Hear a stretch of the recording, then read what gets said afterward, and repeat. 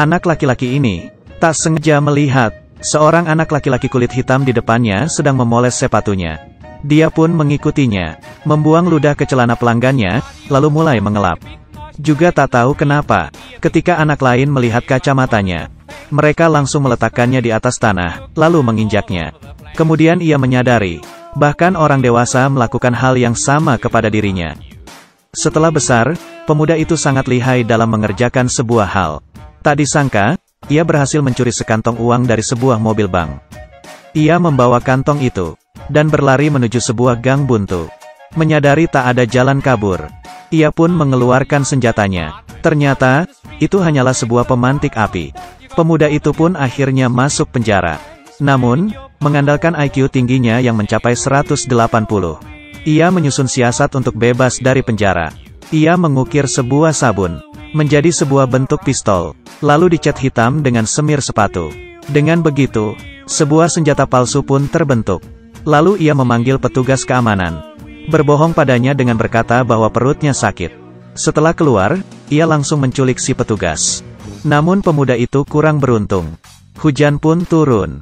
Senjata tiruan yang ia genggam ternyata telah menjadi busa. Percobaan melarikan diri kali ini gagal. Hari itu, laboratorium sedang mencari sukarelawan untuk melakukan tes vaksin. Imbalannya berupa dimajukan tanggal bebasnya. Tentu saja pemuda itu tidak menyia-nyiakan kesempatan ini. Ia pun maju untuk yang pertama. Setelah bebas, pemuda ini tidak ada kapoknya, dan melakukan profesi lamanya kembali. Ketika ia baru akan mencuri sebuah tas, ia langsung ketahuan oleh si pemilik. Perempuan berambut panjang itu sedikit pun tidak melindungi tasnya. Keduanya tersenyum, dan mulai bicara satu sama lain.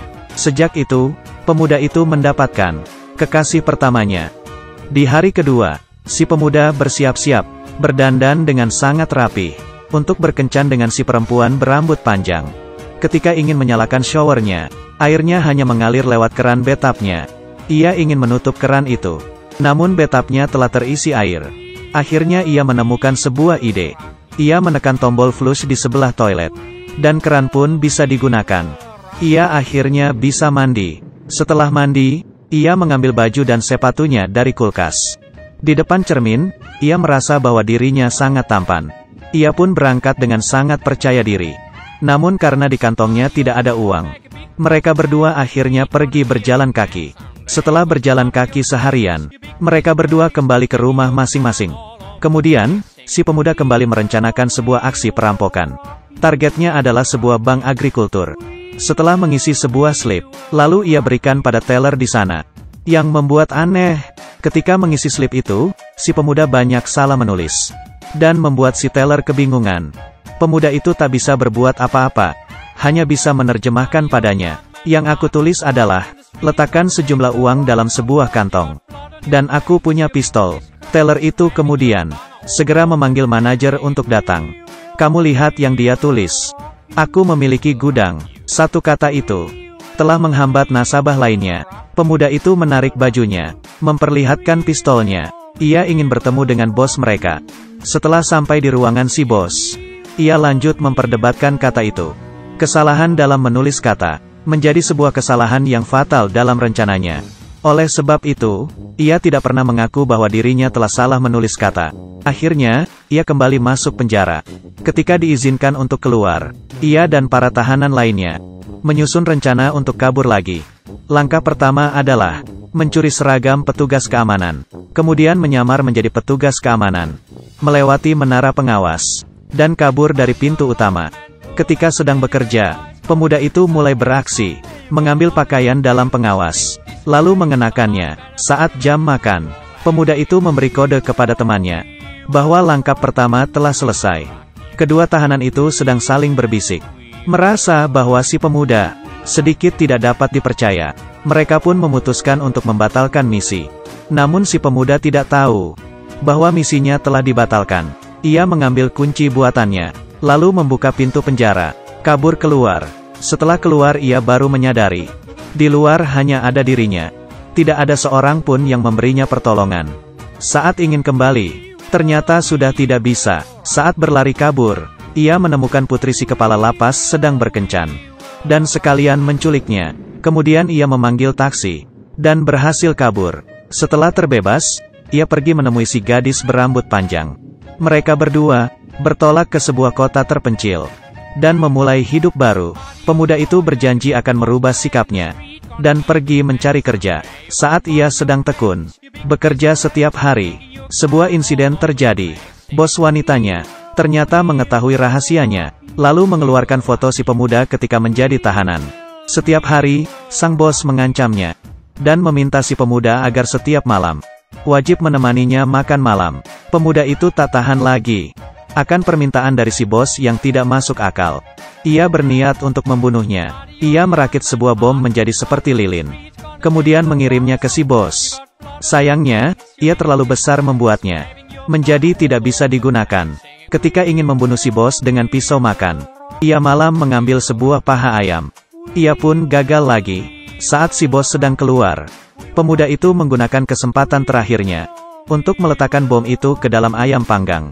Namun saat diaktifkan, bom itu langsung menciptakan sebuah bunga api. Di saat yang bersamaan, si bos mengambil 2 batang lilin. Lilin yang romantis. Mengapa ini terlihat tidak asing lagi? Tak bisa apa-apa lagi, pemuda itu hanya bisa membawa si perempuan berambut panjang untuk melanjutkan hidupnya menjadi seorang buronan. Ia mengambil dari dalam dompet sebuah sosis satu-satunya yang tersisa. Keduanya bersama-sama menikmati makan siang yang sangat terbatas itu. Pemuda yang kehilangan arah itu berencana mencari beberapa rekan untuk merencanakan sekali lagi sebuah aksi perampokan. Target kali ini tetaplah sebuah bank agrikultur. Ia pun mulai berbincang dengan orang di belakangnya, selayaknya seorang mata-mata yang sedang beraksi. Ketika sedang menjelaskan step untuk merampok, orang di belakangnya telah pergi. Ia sama sekali tidak sadar. Ini adalah sebuah bisnis besar. Setelah 4 minggu kita bisa merampok sebanyak ratusan ribu. Kita masuk, lalu kabur. Ketika ia melihat ke belakang, ia terkejut, segera berdiri dan menjelaskan. Untungnya polisi itu hanya merasa bahwa jiwanya sedikit bermasalah dan tidak menaruh prasangka buruk padanya. Tak disangka, pemuda itu masih tetap mencari beberapa orang untuk melancarkan rencananya. Detail rencananya adalah berpura-pura menjadi kru dalam sebuah kegiatan syuting film. Kemudian rekannya mulai menanggapi serius. Hari kedua, beberapa orang itu pun mulai beraksi. Mereka mendatangi sebuah bank. Ketika baru akan melancarkan aksinya, ia menemui orang yang juga ingin merampok. Pemuda itu berkata, "Kita yang datang duluan. Bagaimana jika kalian kembali lagi esok hari?" Lawan bicaranya yang berambut klinis itu tentu saja tidak setuju. Pemuda itu kemudian mengadakan pemungutan suara, menyuruh orang lain untuk memilih mana yang lebih mereka terima kedatangannya. Saat sedang mengulur waktu, mereka semua dikepung oleh polisi. Akhirnya mereka dibawa ke sebuah penjara yang lebih ketat. Setiap hari harus menaati peraturan, bekerja dengan giat. Namun saat bekerja untuk pertama kalinya, beruntung mobilnya mogok. Memanfaatkan kesempatan ini, 6 orang yang dikunci bersama dengan si pemuda lari kabur. Mereka harus berlari dengan kompak, lalu mengambil beberapa sepeda, membuat mereka dapat kabur lebih cepat. Mereka kabur ke sebuah rumah ibu-ibu tua. Semuanya ganti baju, lalu lanjut kabur. Setibanya si pemuda di rumah, ia menemui si perempuan berambut panjang untuk membantu melepaskan rantai yang menjerat mereka. Berikutnya, si pemuda membawa orang-orang tadi untuk merampok. Ia juga masuk ke daftar 10 buronan teratas. Hari itu, si pemuda tengah berjalan. Karena kebiasaan, ia pun kembali berniat untuk mencuri. Tak disangka orang yang akan ia curi adalah sahabat SD-nya. Keduanya sudah puluhan tahun tidak bertemu. Mereka berdua saling ramah dan mulai berbincang-bincang.